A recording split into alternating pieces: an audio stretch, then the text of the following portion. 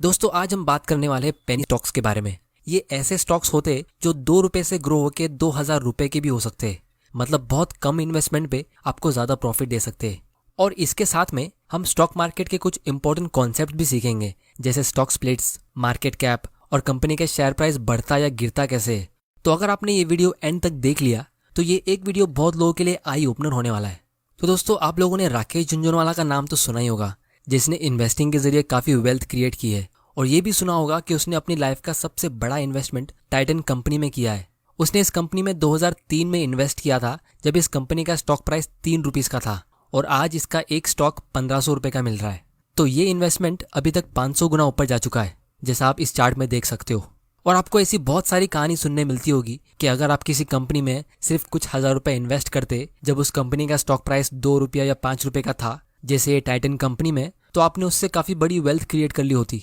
लेकिन प्रॉब्लम यह है कि हम ऐसे स्टॉक्स ढूंढे कैसे, क्योंकि स्टॉक मार्केट में जो अच्छी कंपनीज हैं उन सारी कंपनीज के शेयर्स अब 1000 रुपीज के ऊपर होते हैं। तो क्या हम इन्वेस्टिंग में लेट हो गए? इनफैक्ट एक व्यूअर ने कमेंट में ये भी कहा कि सर आप जो भी स्टॉक्स के नाम लेते हो वो तो 1000 रुपीज के ऊपर होते, sometimes I feel we are late. तो दोस्तों आज की वीडियो में मैं आप लोगों को यही इन्वेस्टिंग का सीक्रेट बताने वाला हूँ कि कैसे आप स्टॉक मार्केट के जरिए एक्चुअल वेल्थ क्रिएट कर सकते हो। तो सबसे पहले हम ये समझते कि ये पेनी स्टॉक्स होते क्या है। तो जिस तरह इंडिया में रुपीस होता है और 1 रुपए के आप 100 टुकड़े करोगे तो एक पैसा होता है, उसी तरह यूएस में डॉलर होता है और उसके अगर आप 100 टुकड़े करोगे तो एक पेनी होता है। तो पेनी स्टॉक्स का मतलब होता है ऐसे स्टॉक्स जिनका प्राइस बहुत कम होता है, जैसे इंडियन मार्केट के हिसाब से 2 रुपया या 5 रुपए का एक स्टॉक। और कुछ स्टॉक्स तो ऐसे भी होते हैं जिनका प्राइस 1 रुपए से भी कम होता है, जैसे ये कंपनी का एक स्टॉक हमें 20 पैसे में मिल रहा है। तो अगर आप इस कंपनी में 20,000 रुपए इन्वेस्ट करोगे तो आपको इस कंपनी का टोटल 1 लाख शेयर्स मिलेगा। लेकिन प्रॉब्लम यह है कि हमें पता नहीं ये कंपनी का स्टॉक फ्यूचर में परफॉर्म कैसा करेगा और ये कंपनी कितने रेट से ग्रो हो सकती है। लेकिन फिर भी लोग ऐसे स्टॉक्स में इन्वेस्ट करते हैं। तो मैक्सिमम लोग ऐसे स्टॉक्स में सिर्फ इसीलिए इन्वेस्ट कर लेते हैं क्योंकि उनको एक साथ बहुत सारा शेयर्स खरीदने मिलता है। क्योंकि अगर आप कोई अच्छी क्वालिटी कंपनी सिलेक्ट करते हो, जैसे नेस्ले इंडिया जिसका एक शेयर 17,000 रुपए का है, और अगर आपको 20,000 रुपए इन्वेस्ट करना है तो आप इसका सिर्फ एक ही शेयर खरीद पाओगे। और इसमें तो कुछ मजा आएगा ही नहीं, क्योंकि एक शेयर से आपकी वेल्थ कैसे क्रिएट होगी। और बहुत लोग ये भी सोचते हैं कि ये स्टॉक ऑलरेडी बहुत महंगा हो गया है, तो अब ये और कितना ऊपर जा सकता है। तो इस वजह से बहुत सारे बिगिनर्स पेनी स्टॉक चुन लेते हैं, क्योंकि उसमें उनको लगता है कि उनका बहुत बड़ा प्रॉफिट हो सकता है। लेकिन आज मैं आप लोगों को एक बहुत ही इंटरेस्टिंग चीज बताता हूँ जो आप लोगों ने शायद कभी नहीं सुनी होगी। तो वीडियो के स्टार्ट में जो मैंने राकेश झुनझुनवाला का टाइटन कंपनी का एग्जांपल लिया था, जिसमें उसने 2003 में इन्वेस्ट किया था, एक्चुअली में उस कंपनी का शेयर 2003 में 3 रुपए का नहीं था। उसका एक्चुअल प्राइस 60 या 70 रुपीज के आसपास था, जैसा कि आप इस कंपनी की एनुअल रिपोर्ट में खुद देख सकते हो। अब आप में से बहुत लोग यहाँ पे कंफ्यूज हो सकते हो कि ऐसा कैसे हो सकता है, हमें तो गूगल के प्राइस चार्ट पे दिख रहा है कि इसका स्टॉक प्राइस वो टाइम पे सिर्फ 3 रुपए का था। इनफैक्ट मैंने अपने ये वाले वीडियो में आईटीसी के शेयर का एक रियल एग्जांपल मेंशन किया था, जिसमें एक इन्वेस्टर ने 2004 में आईटीसी के 1000 शेयर्स खरीदे थे। तो मैंने कहा था कि आईटीसी का एक शेयर वो टाइम पे 1000 रुपीज के आसपास मिल रहा था। लेकिन अगर आप इसका भी प्राइस चार्ट चेक करोगे तो आप देख सकते हो इसका प्राइस वो टाइम पे 20-25 रुपए के आसपास था। तो इसीलिए बहुत सारे लोगों ने मुझे कमेंट करके भी कहा था कि सर हम इसका लाइव चार्ट देख सकते, हमें तो इसका प्राइस कुछ और ही दिख रहा है। इनफैक्ट आईटीसी का शेयर प्राइस 1000 रुपीज का तो कभी हुआ ही नहीं है। तो दोस्तों इसकी वजह यह है कि कंपनी अपने शेयर्स को स्प्लिट कर देती है, जिसको हम स्टॉक स्प्लिट कहते हैं। अब इसमें होता यह है कि कंपनी अपने शेयर्स को कुछ हिस्सों में ब्रेक कर देती है। इसको हम थोड़ी देर में बहुत ही डिटेल में समझने वाले हैं। लेकिन उससे पहले हम ये समझने की कोशिश करते कि कंपनी ऐसा करती क्यों है और ये हमारे लिए इतना इंपॉर्टेंट क्यों है। तो कंपनी स्टॉक स्प्लिट इसलिए करती है क्योंकि वो चाहती है कि जनरल पब्लिक उनके शेयर्स में इन्वेस्ट करे। क्योंकि अगर कोई कंपनी का स्टॉक बहुत ज्यादा महंगा हो जाएगा, जैसे लाखों रुपए का, तो जिन लोगों के पास सिर्फ कुछ हजार रुपए है इन्वेस्ट करने के लिए, वो तो उसमें इन्वेस्ट कर ही नहीं पाएंगे। जैसे अगर आप वॉरेन बफे की कंपनी बर्कशायर हैथवे का एग्जांपल देखो, तो इसका एक शेयर का प्राइस फिलहाल 4,35,000 यूएस डॉलर्स है। मतलब एक शेयर इंडियन रुपीस के हिसाब से ऑलमोस्ट 3 करोड़ रुपयों का है। तो वॉरेन बफे ने अपनी कंपनी के शेयर्स को कभी स्प्लिट किया ही नहीं है, क्योंकि यूएसए में फ्रैक्शनल शेयर्स बाय करने का ऑप्शन होता है, जिसका मतलब यह है कि आप किसी कंपनी में $1 भी इन्वेस्ट कर सकते हो, भले ही उसका शेयर प्राइस कितना भी महंगा हो। तो अगर आपको बर्कशायर हैथवे में $1 इन्वेस्ट करना है तो आपको उस कंपनी का एक शेयर का 0.00 समथिंग हिस्सा मिलेगा। तो इसीलिए वॉरेन बफे ने अपने स्टॉक्स का कभी स्प्लिट किया ही नहीं है, क्योंकि उससे उनको कुछ फायदा होता ही नहीं है। लेकिन इंडिया में ये फ्रैक्शनल शेयर्स बाइंग करने का ऑप्शन है ही नहीं। तो अगर आपको नेस्ले का शेयर खरीदना है और आपके पास 10,000 रुपया है तो आप इस कंपनी का शेयर खरीद सकते ही नहीं हो। इसीलिए इंडिया में अच्छी कंपनीज को बार बार अपने स्टॉक्स को स्प्लिट करते रहना पड़ता है ताकि उनके शेयर का जो प्राइस है वो अफोर्डेबल रेंज में रह सके, मतलब कुछ हजार रुपए के आसपास। अब ये स्टॉक स्प्लिट काम कैसे करता है, इसका हम एक सिंपल एग्जांपल देखते हैं। इमेजिन करो एक छोटी सी कंपनी है जिसने सिर्फ 100 शेयर्स लोगों में इश्यू करके रखे, मतलब इसके 100 शेयर्स आउटस्टैंडिंग है और उसके हर एक शेयर का प्राइस 1000 रुपीज है। तो इस हिसाब से इस कंपनी के सारे शेयर्स खरीदने के लिए, मतलब कंपनी को पूरा खरीदने के लिए आपको 1 लाख रुपया पे करना पड़ेगा। क्योंकि आप 1000 रुपये से सारे शेयर्स मतलब 100 शेयर्स खरीद लोगे तो वो होता है 1 लाख रुपए का इन्वेस्टमेंट। तो इस 1 लाख रुपए को हम मार्केट कैप कहेंगे, यानी पूरी कंपनी की मार्केट वैल्यू। अब मान लो आपने 10 साल पहले इस कंपनी का सिर्फ एक ही शेयर खरीदा और आज 10 साल के बाद ये कंपनी ग्रो हो गई और इसका शेयर का प्राइस इंक्रीज होके 20,000 रुपए का हो गया, मतलब 20 गुना ऊपर चला गया। इसका मतलब ये है कि कंपनी की मार्केट वैल्यू भी 1 लाख रुपए से इंक्रीज होके 20 लाख की हो गई, क्योंकि ये कंपनी 20 गुना ग्रो हो चुकी है। लेकिन अब कंपनी को लगता है कि ये 20,000 रुपया जो इसका शेयर प्राइस है वो बहुत एक्सपेंसिव हो चुका है, बहुत लोग इसे अफोर्ड नहीं कर सकते। तो कंपनी के मैनेजमेंट ने डिसाइड किया कि वो स्टॉक स्प्लिट करेंगे। तो मान लो ये कंपनी के मैनेजमेंट ने 1/10 का स्टॉक स्प्लिट किया, तो इससे होगा ये कि पहले आपके पास कंपनी का सिर्फ एक ही शेयर था 20,000 रुपए का, लेकिन अब आपके पास 10 शेयर्स हो जाएंगे, क्योंकि कंपनी ने आपको एक शेयर के बदले 10 शेयर्स दे दिए। पहले आपके पोर्टफोलियो की वैल्यू 20,000 रुपए की थी और एक शेयर का प्राइस 20,000 रुपया था, लेकिन अब हर एक शेयर का प्राइस 2,000 रुपए का हो जाएगा और आपका पोर्टफोलियो अभी भी 20,000 रुपए का ही रहेगा। मतलब आपके हर एक स्टॉक का प्राइस नीचे गिर के 2,000 रुपए का हो जाएगा। और जहां हम बात करें कंपनी की, तो स्टॉक स्प्लिट से पहले कंपनी की मार्केट वैल्यू थी 20 लाख की और इसके 100 शेयर्स मार्केट में थे। लेकिन अब स्टॉक स्प्लिट के बाद कंपनी के टोटल 1000 शेयर्स हो जाएंगे, मतलब ये भी 10 गुना बढ़ जाएंगे और इससे भी कंपनी की मार्केट वैल्यू नहीं इंक्रीज होगी।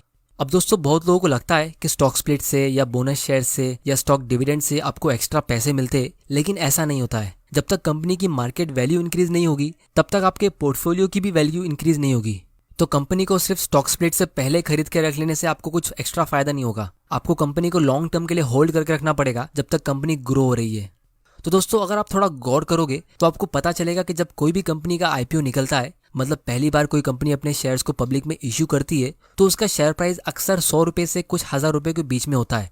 जैसे SBI कार्ड्स का आईपीओ के टाइम शेयर प्राइस 750 रुपीज का था, बारबेक्यू नेशन का आईपीओ के टाइम पे 500 रुपए का शेयर था और इंडिगो पेंट्स का आईपीओ के टाइम 1500 रुपए का स्टॉक था। तो कोई भी कंपनी आईपीओ के टाइम पे अपने शेयर का प्राइस 2 रुपए या 5 रुपए नहीं रखती है।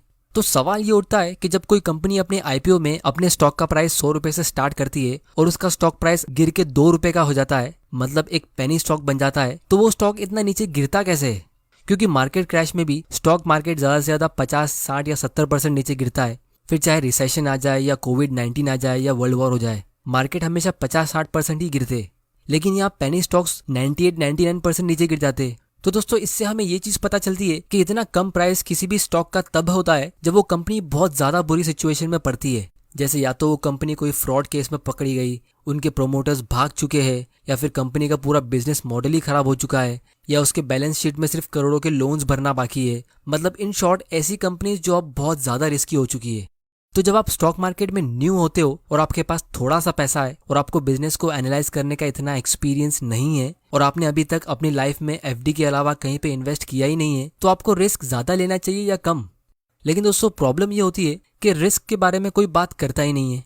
और सबसे बड़ी प्रॉब्लम यह है कि आपको सही तरीके से गाइड करने वाले लोग मिलेंगे ही नहीं, क्योंकि 90% लोगों को स्टॉक मार्केट की इतनी नॉलेज होती ही नहीं है और बाकी 10% जिनको नॉलेज होती है वो तो सिर्फ अपना ही सोचते हैं। क्योंकि अगर आप एक सिंपल सा यूट्यूब सर्च करोगे तो आप खुद देख सकते हो, हॉट स्टॉक्स और पेनी स्टॉक्स के ऊपर आपको हजारों वीडियोस देखने मिलेंगे। कुछ यूट्यूबर्स तो ऐसे हैं जो हर रोज 5 नए मल्टीबैगर स्टॉक्स के ऊपर वीडियोस अपलोड करते रहते और उनके वीडियोस पे लाखों व्यूज आते रहते।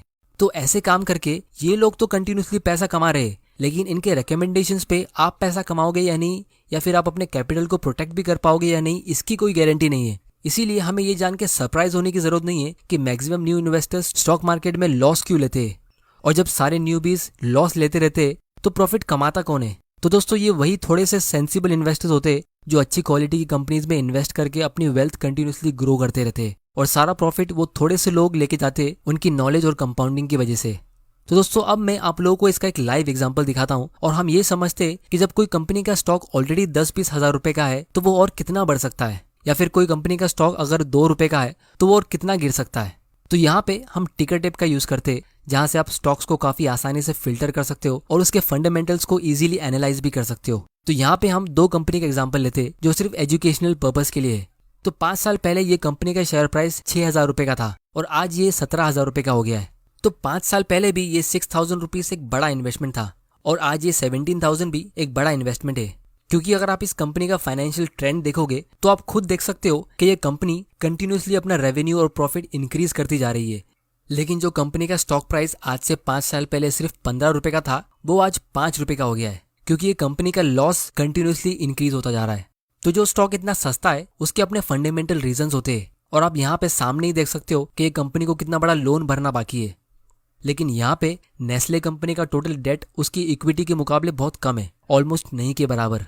तो अगर कोई ये पेनी स्टॉक में आज इन्वेस्ट करता है ये सोच के कि ये ऑलरेडी इतना कम हो चुका है और कितना नीचे जाएगा, और अगर ये स्टॉक 5 रुपए से 1 रुपए का हो जाता है तो भले ये स्टॉक पहले से 96% नीचे गिर गया हो, लेकिन आज जो इसमें इन्वेस्ट करेगा उसके लिए ये और 80% का लॉस होगा। और अगर वो स्टॉक 1 रुपए से 50 पैसे का होता है तो उसे वहां से और 50% का लॉस होगा।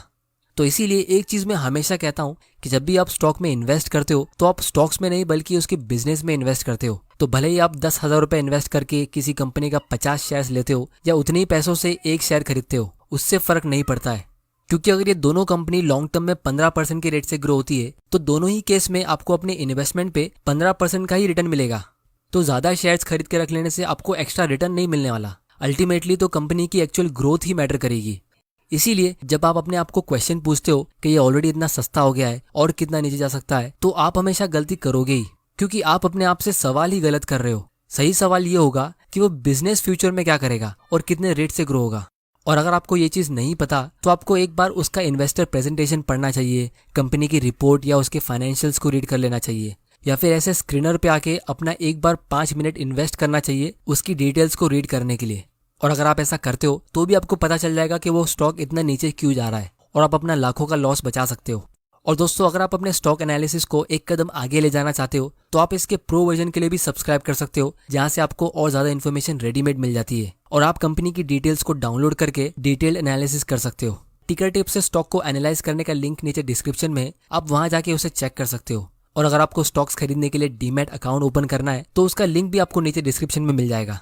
तो दोस्तों, उम्मीद करता हूँ आपको इस वीडियो से कुछ ना कुछ सीखने जरूर मिला होगा और ये भी पता चल गया होगा कि न्यू इन्वेस्टर स्टॉक मार्केट में अक्सर लॉस क्यों लेते हैं, क्योंकि सिर्फ स्टॉक के प्राइस को देखकर शेयर खरीद लेना इन्वेस्टिंग नहीं होता है।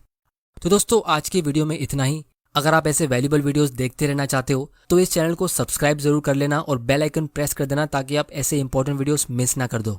अब मुझे नीचे कमेंट करके बताना कि मैं कौन सी टॉपिक पे अपना अगला वीडियो बनाऊं। वीडियो पसंद आया तो इसे लाइक करो, नहीं पसंद आया तो डिसलाइक करो। आपका वैल्यूबल टाइम देने के लिए thank you and good bye.